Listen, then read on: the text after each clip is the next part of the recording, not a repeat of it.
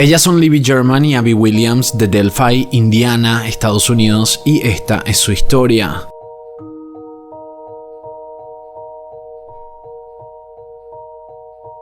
Dos cuerpos habían sido encontrados a 800 metros de un puente conocido como Monon High Bridge en la ciudad de Delphi, en Indiana. Los cuerpos correspondían a dos chicas que habían sido reportadas como desaparecidas un día antes, Libby German de 14 años y Abby Williams de 13. Justamente fueron encontradas gracias a los voluntarios que fueron a esa zona a hacer rastrillajes, incluida la familia de las adolescentes. Un día antes, la familia había reportado que las chicas pidieron permiso para ir a esa zona a recorrer y sacarse fotos en el puente. El padre de Libby les había dicho que iba a buscarlas entre las 3 a 3:30 de la tarde, pero nunca llegaron al punto de encuentro, que era un estacionamiento muy cerca del sendero 501, que es el camino que llevaba al puente Monon. El padre recorrió la zona, llamó a otros familiares quienes se acercaron a ayudar en la búsqueda y un poco después, cuando confirmaron que no estaban en ninguna parte, llamaron a las autoridades.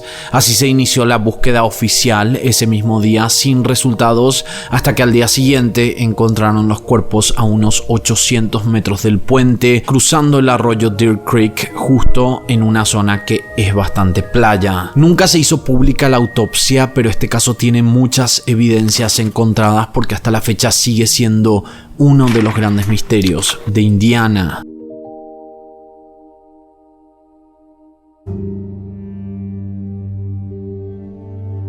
Para este caso vamos a contar los hechos con base en la investigación en la línea de tiempo de cómo ocurrieron. Iniciamos con la fecha 12 de febrero de 2017, era un domingo en la ciudad de Delphi, en el condado de Carroll del estado de Indiana. En esta localidad y en esa fecha, dos adolescentes llamadas Libby German de 14 años y Abby Williams de 13 años de edad habían planeado juntarse porque al día siguiente, que era lunes, no iban a ir al colegio. Y esto porque se había avisado con tiempo que se esperaba una tormenta de nieve. Entonces el colegio de las chicas, por seguridad, decidió que el lunes no iban a abrir y no iban a haber clases. Y esto es normal en Estados Unidos. Cuando una tormenta de nieve se avecina, normalmente las escuelas, los centros educativos se cierran. Abigail Joyce Williams y Liberty Roslyn German eran muy amigas, estaban en el 8º curso de la Delphi Community Middle School y solían pasar mucho tiempo juntas haciendo deportes y recorriendo la ciudad. Como cualquier adolescente, amaban las redes sociales, pero específicamente ellas utilizaban mucho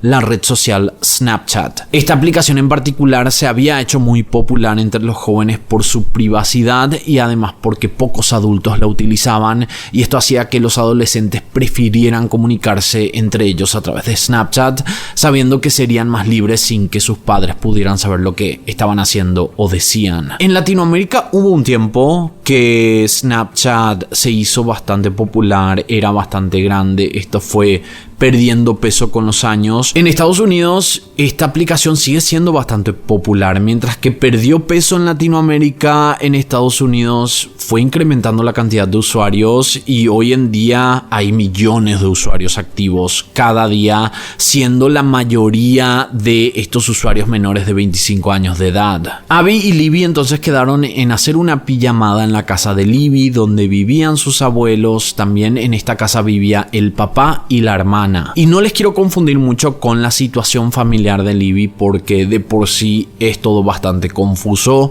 pero los abuelos eran los responsables legales de Libby y dueños de esa casa. Pero como dije, vivían todos juntos, menos la madre, que vivía en Kentucky y quien había formado otra familia, pero según recuentos, ella siempre estaba pendiente de su hija, siempre estuvo envuelta en la vida de su hija. Esa noche Abby y Libby se quedaron hasta tarde, vieron películas, pintaron en óleos y comieron pizza, todo normal como cualquier adolescente. Ellas, además de ser compañeras de colegio, eran mejores amigas, entonces siempre estaban juntas en todo momento. Además, compartían el gusto por los deportes y las artes. Libby específicamente tenía una fascinación por la fotografía, afición que además fue un punto clave en esta investigación.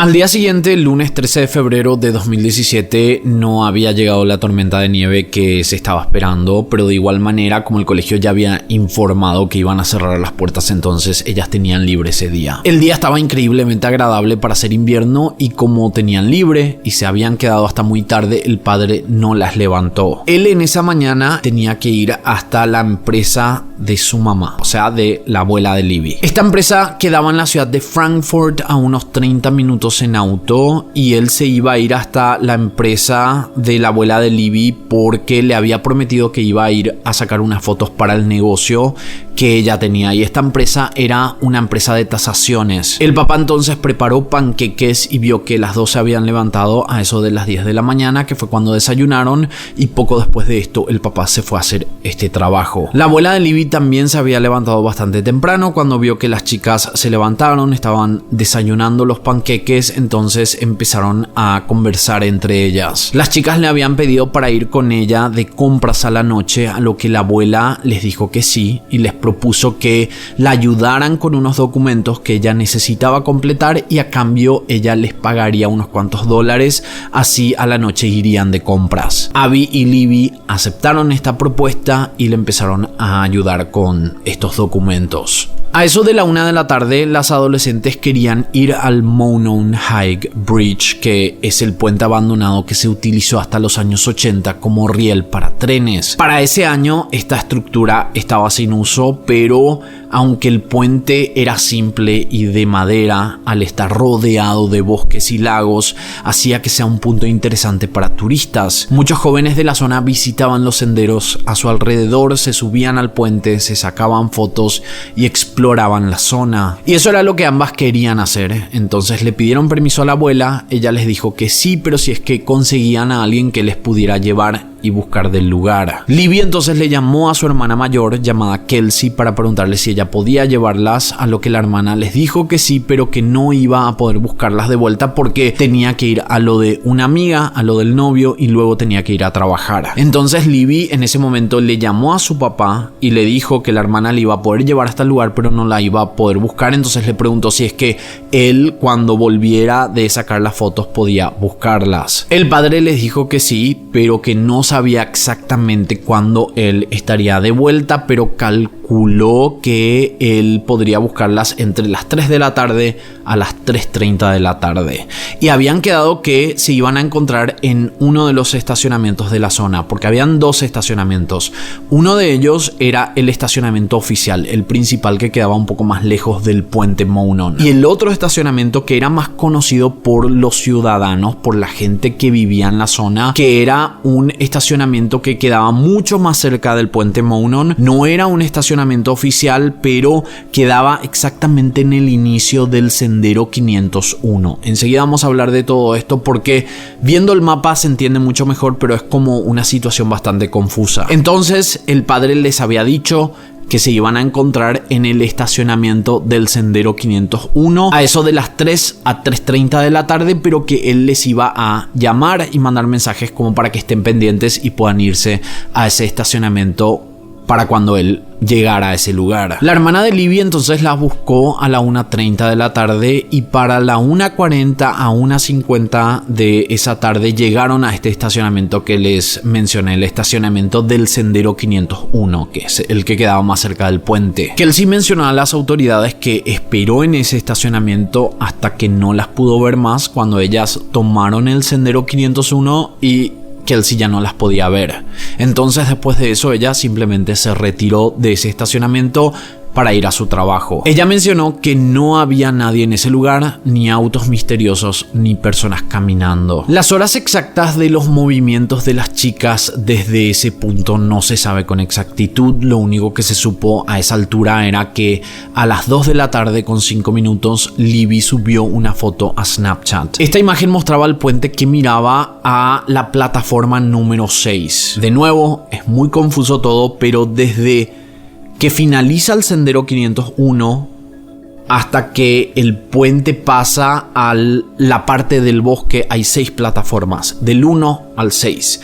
Las autoridades pudieron saber e identificar que esa foto que ellas tomaron era desde la plataforma 1 hasta la plataforma 6 y se veía el bosque de fondo. Lo que tengo que decir también es que estaba el sendero 501 que llevaba al puente. El puente tenía 6 plataformas, de la 1 a la 6. En la 6 terminaba el puente y de ahí empezaba un bosque. Ese bosque, según tenemos entendido, era propiedad privada. Ya no era un lugar abierto al público. Y esa propiedad, al parecer, era de un hombre de 77 años de edad que también tenía no solo el bosque y el lote, por decirlo de alguna manera, sino que tenía una residencia un poco más alejada. 2 minutos después de esta primera foto, que fue a las 2:05, a las 2:07 se subió una segunda foto a Snapchat. En esta imagen se veía a Abby mirando los rieles. A eso de las 2:30 de la tarde, el papá de Libby sale de la ciudad de Frankfurt para ir a buscar a las chicas, cuando él estaba a 4 minutos de distancia aproximadamente. A las 3 de la tarde con 11 minutos, llama a Libby para decirle que estaba llegando al estacionamiento del sendero 501, pero Libby no atiende el teléfono. A las 3:15, el papá estaciona el vehículo e intenta llamar nuevamente a Libby, pero el teléfono suena y nadie responde. El papá entonces se baja del vehículo, empieza a caminar por el sendero 501 y al iniciar el sendero 501 hay una intersección con otro sendero que es el sendero 505. En esa intersección entre el sendero 501 y el sendero 505, el papá de Libby se encuentra con un señor. Este señor tenía una camiseta de franela y entonces el papá le pregunta si es que él había visto en el puente a 2 adolescentes. Este hombre le dice que no, pero que vio a una pareja debajo del puente. Como este hombre venía desde encima del puente Mounon, o sea, del sendero 501, el papá asumió que ellas no estaban ahí, entonces decidió tomar la ruta del sendero 505. Grita los nombres de Abby y Libby, pero no ve nada. Entonces decidió volver al camino 505 como para ir hasta la zona del estacionamiento. Yo sé que es un caso muy complejo y hay muchos detalles, muchas personas, muchas locaciones. Lo importante que hay que destacar de esta parte es que entre la última imagen de Snapchat, que fue a las 2:07, y cerca de las 3 de la tarde, que fue cuando el papá llamó a la hija, ahí tuvo que haber pasado algo. Ahí fue cuando desaparecieron. Y estamos hablando de un rango de entre 30 a 45 minutos aproximadamente. En ese momento, cuando el papá estaba en el estacionamiento 501 del sendero 501, había hablado con su mamá para decirle que no podía ponerse en contacto con Libby. Entonces él decide tomar la otra ruta, que es del 505, pero del otro lado, que llevaba al puente Freedom, que es un poco más alejado del puente Mounon. Él va caminando por ese sendero, no ve a nadie, no ve a las chicas, sigue gritando los nombres, llega hasta el puente Freedom, no ve nada, entonces decide retornar. Cuando él estaba caminando de vuelta al estacionamiento del sendero 501, se encuentra de nuevo con este hombre que él había visto en esa intersección.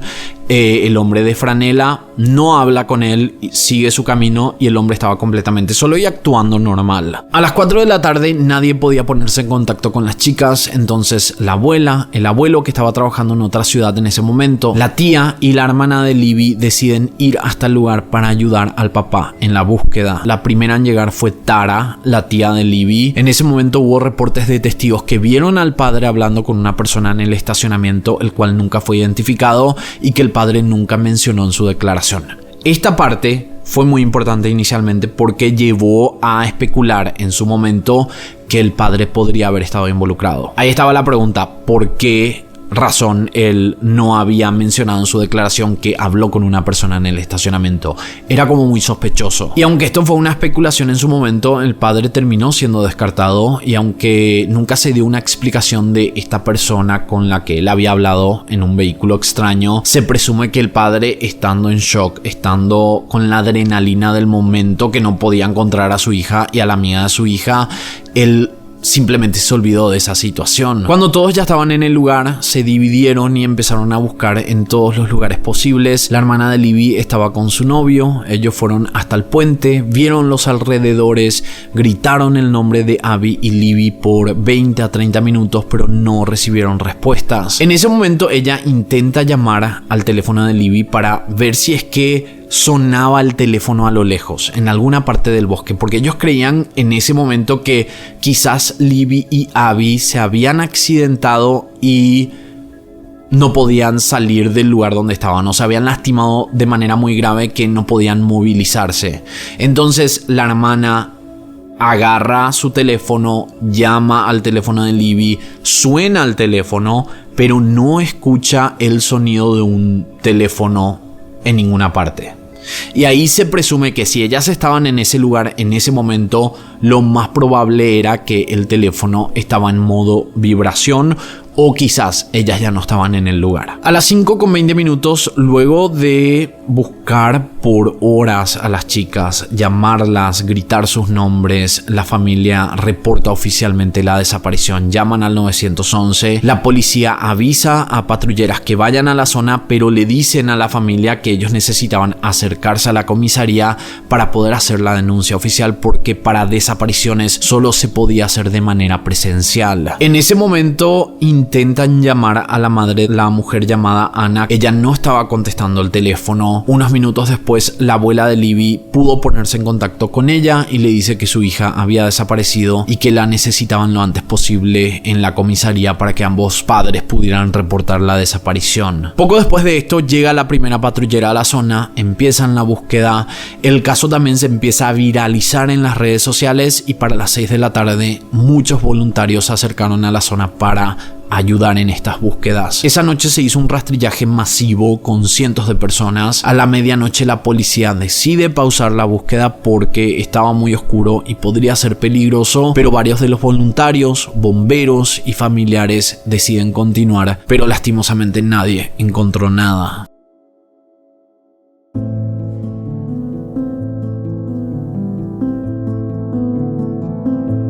En la mañana del 14 de febrero de 2017, el Día de los Enamorados, la búsqueda inicia bien temprano, a eso de las 6 de la mañana. Como en la noche anterior, de nuevo, cientos de agentes, voluntarios, bomberos y familiares de las desaparecidas se acercaron al lugar para ayudar. Entre el mediodía y las 2 de la tarde, encuentran finalmente los cuerpos de las adolescentes. Según la hermana, ella estaba con varios voluntarios sobre y debajo del puente Mounon cuando uno de ellos vio un zapato deportivo de mujer. Este hombre que encontró el zapato entonces empieza a gritar a quien sea para saber qué zapato estaban utilizando las adolescentes antes de desaparecer. Uno de los familiares grita la descripción del zapato de Libby y ahí es cuando este hombre asegura que ese era el zapato de una de las chicas que encontraron en ese momento. Este hombre que encontró el zapato, él estaba con una cámara grabando la situación. Y acá todo es bastante confuso, pero son declaraciones de la hermana. Ella menciona que este hombre que encontró el zapato estaba grabando y de repente ve dos ciervos que estaban parados, como mirando hacia abajo. Entonces él empezó a filmar a los ciervos, baja un poco más la cámara. La cámara estaba con zoom, entonces se podía ver con detalles.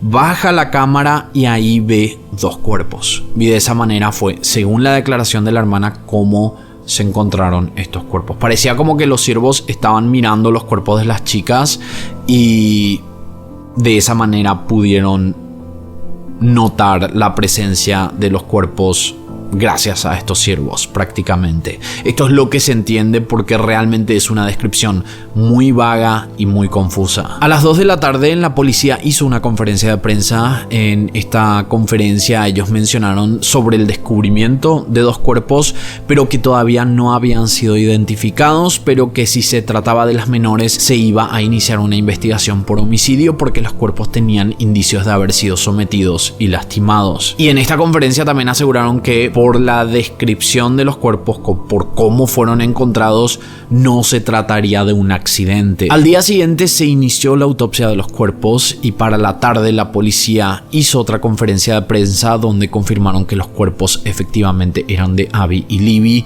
y que el caso estaba siendo investigado como un doble homicidio. En la escena del crimen se encontraron varias evidencias, pero una fue la más resaltante y estamos hablando del teléfono de Libby que se encontró ahí al lado del cuerpo. Y en este teléfono se encontró un video que se habría grabado después de que las chicas hubieran subido las imágenes en Snapchat. Este video mostraba a un hombre caminando hacia ellas en este puente, en el puente Monon. Aunque mucho de lo encontrado no fue publicado por las autoridades, las pocas evidencias que sí se hicieron públicas o salieron a la luz fueron bastante importantes. Uno de los detalles que la policía mencionó fue que el teléfono de Libby había sido encontrado en la escena. Cuando revisaron el teléfono encontraron un video en particular que llamaba mucho la atención. Luego de las dos fotos subidas a Snapchat, Libby habría grabado un video en su teléfono de un hombre caminando sobre el puente. No se sabe la hora exacta, pero tendría que haber sido luego de las 2 de la tarde con 7 minutos, que fue cuando se hizo la última publicación en Snapchat. Este video tenemos que decir que no se subió a esta red social, sino que estaba simplemente dentro del teléfono. Pero las autoridades estaban seguras que este hombre que aparecía en este video y que fue el último en verlas tenía algo que ver con el crimen. Más todavía por la intención de esa grabación, porque por alguna razón Libby grabó este video. Los investigadores creen que porque ambas se sintieron inseguras en ese momento y por eso decidieron grabar esa situación, por las dudas. Quizás porque pensaron que si necesitaban identificarlo en caso de que necesitaran hacer una denuncia, ese video les iba a servir como una evidencia. Obviamente ellas no sabían que terminarían de la manera en la que terminaron. La policía publicó una imagen sacada de esa grabación y luego publicaron unos segundos del video que mostraba a este hombre misterioso, y esto lo hicieron por dos razones. Primero, para saber si es que alguien podría identificarlo, y segundo, la manera de caminar también podría ser algo que ayudara en el reconocimiento de este hombre. Un tiempo después, la investigación publicó una segunda grabación. En esta solo se escuchaba una voz de un hombre diciendo "down the hill", que significaría bajen de la colina.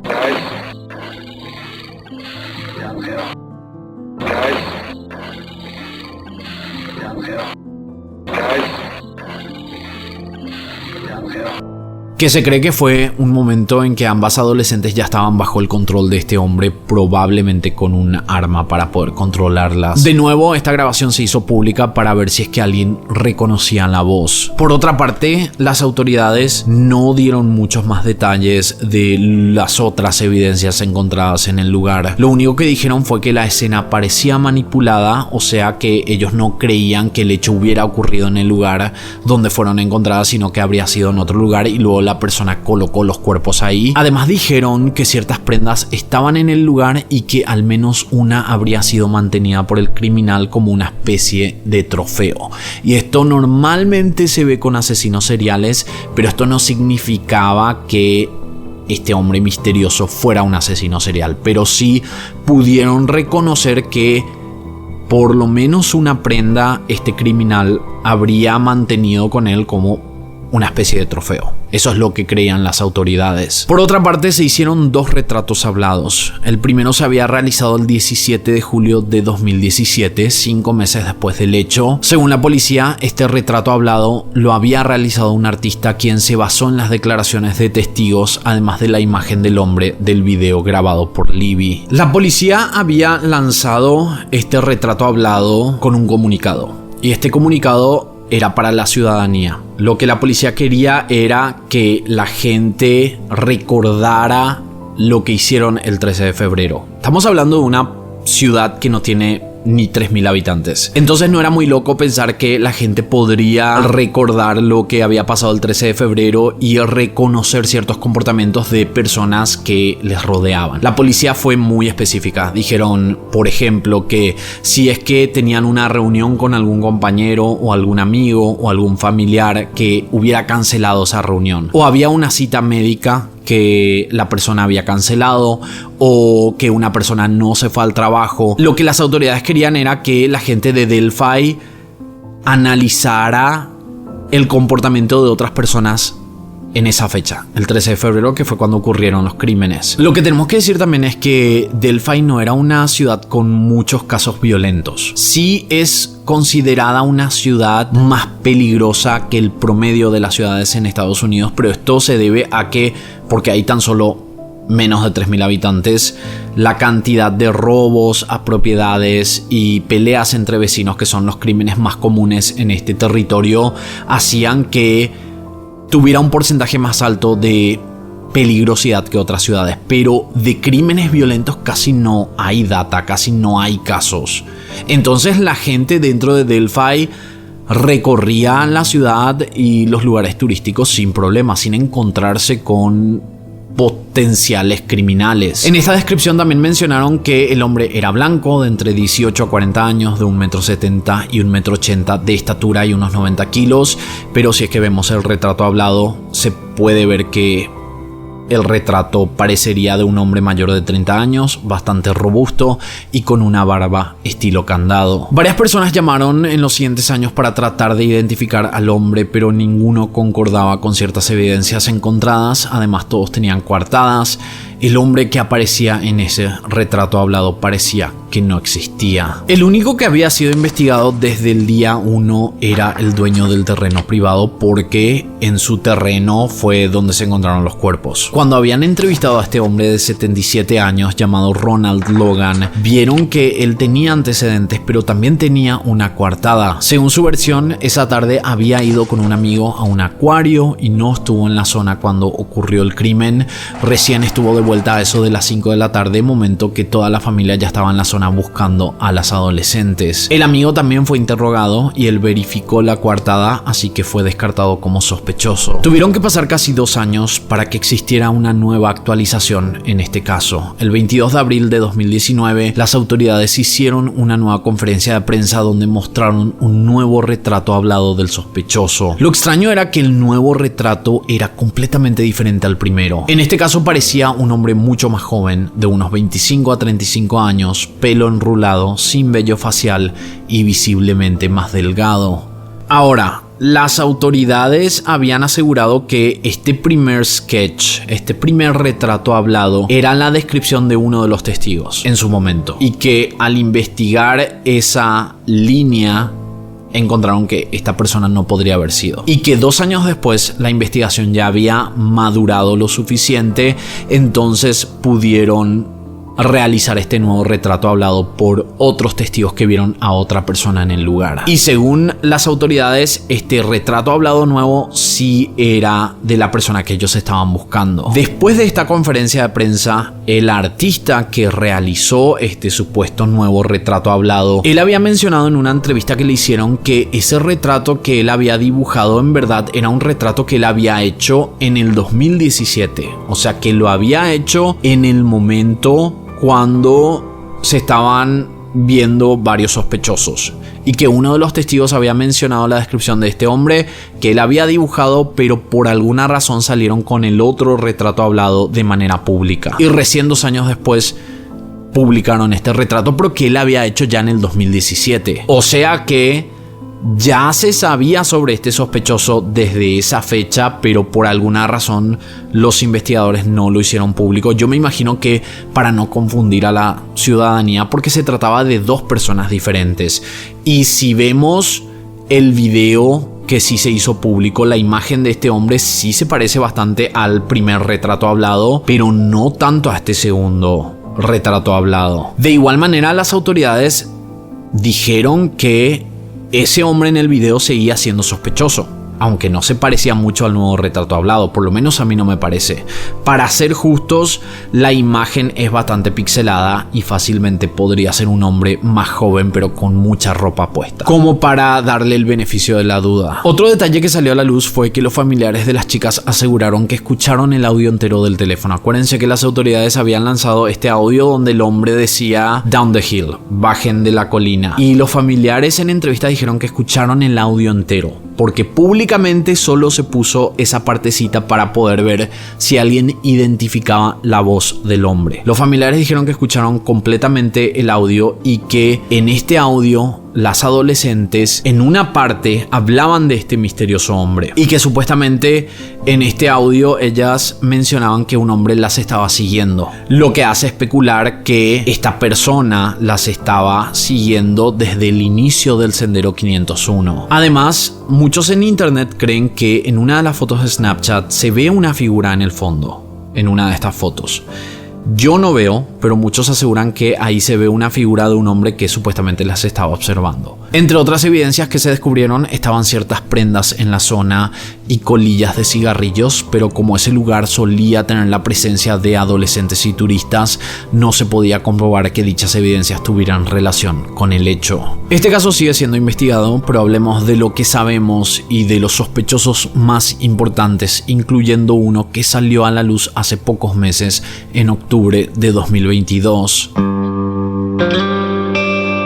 Uno de los misterios en este caso era este hombre que el padre de Libby vio durante la búsqueda inicial que él había hecho cuando las adolescentes habían desaparecido. Este hombre nunca fue identificado públicamente, pero al parecer sí fue entrevistado por la policía.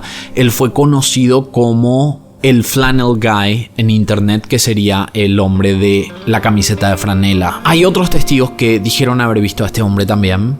Una chica en particular que fue testigo y que aparece en la carpeta de evidencias mencionó haber visto a este hombre y a la pareja debajo del puente, pero no a las chicas. Esto llevaba a especular que para ese momento, cuando esta testigo salió a la luz, había pasado por lo menos media hora desde el último posteo de Snapchat y las chicas quizás se metieron al bosque donde se encontraron con la persona que les hizo daño. El hombre de la camiseta de franela nunca fue sospechoso y colaboró con las autoridades.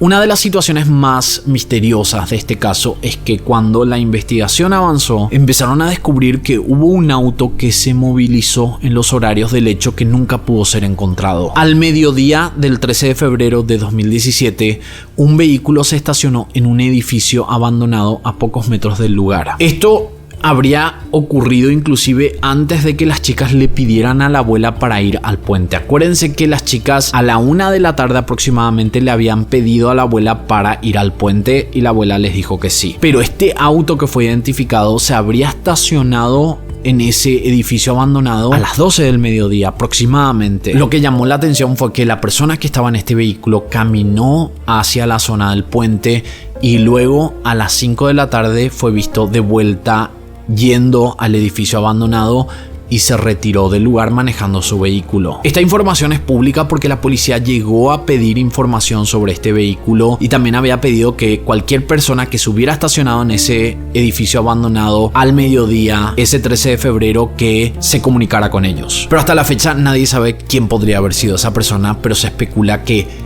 ese era el sospechoso. No sabemos cómo los investigadores encontraron este dato, pero se presume que tuvo que haber sido por cámaras de seguridad en ese edificio abandonado o en edificios cercanos, o también podría ser por testigos. Nunca se mencionó cómo ellos encontraron esta información. Lo único que se sabe es que un auto estacionó al mediodía en la fecha de los crímenes. La persona se fue caminando hasta la zona del puente y para las 5 de la tarde, antes de que la policía llegara, esta persona se retiró del lugar. Más que eso no sabemos, pero por algo la policía mencionó que podría tratarse del criminal. Lo más probable es que las autoridades tengan más información y datos más importantes. Quizás lo vieron cargando bultos o quizás vieron a las menores. No sabemos exactamente, pero por alguna razón este hombre y este vehículo misterioso son importantes en esta investigación.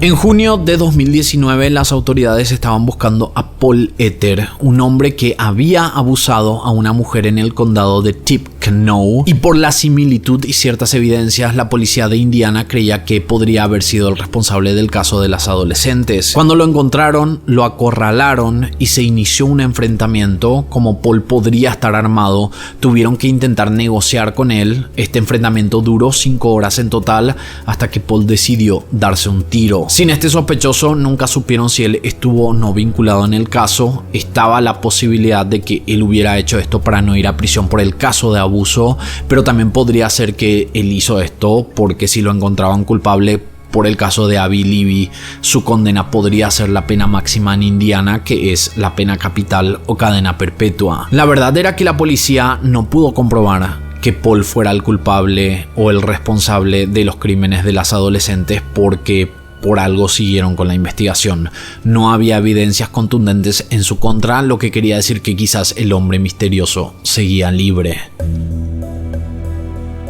2 años después de esto, en diciembre de 2021, las autoridades dieron una nueva actualización en el caso. La investigación se encontró con un perfil de una red social que llevaba el nombre de Anthony Shots. Según las autoridades, este perfil estuvo activo entre los años 2016 y 2017 usando fotos de un conocido modelo, o sea que era un perfil catfish, un perfil falso, y se presentaba como un hombre extremadamente rico y manejando vehículos deportivos de alta gama. Al parecer, este perfil falso se comunicó en esos años con chicas menores de edad solicitando imágenes privadas, conseguía sus direcciones y en varias ocasiones intentó quedar con ellas. Este perfil fue lanzado en un comunicado pidiendo a la ciudadanía que cualquier persona que hubiera tenido algún tipo de contacto con este perfil falso se presentara ante las autoridades. A la par de esto, la policía tenía en la mira a un hombre llamado Keegan Klein, y esto porque tenían sospechas de que él podría haber estado manejando este perfil falso. Cuando lo capturaron, confirmaron que este hombre creó esta cuenta, pero no encontraron evidencias que lo vincularan con el hecho. Al final, Keegan Klein, de 27 años de edad, fue acusado de 30 delitos graves en contra de menores en el año 2020, pero ninguno referente al caso de Abby y Libby.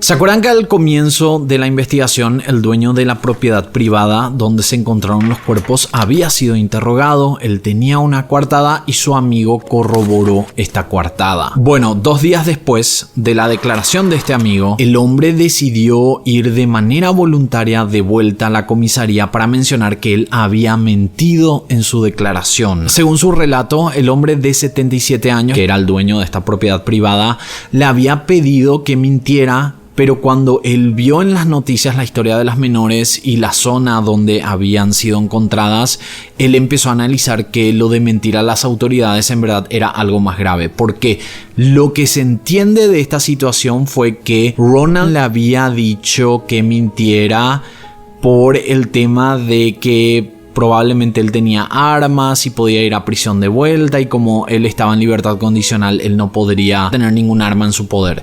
Entonces por eso él decidió mentir, pero cuando vio toda esta situación fue cuando dijo: acá hay algo más grave, y se fue a decir la verdad. Aunque las autoridades tuvieron esta información desde el comienzo, nunca pudieron vincular a este hombre de 77 años con los crímenes. Y además tenemos que mencionar que los retratos hablados no concordaban con la descripción de este hombre. En el 2020, Ronald Logan falleció durante la pandemia por haberse enfermado con COVID-19, y de nuevo esto dejó a la deriva varias preguntas. ¿Por qué este hombre mintió en su declaración? ¿Por qué nunca lo pudieron arrestar?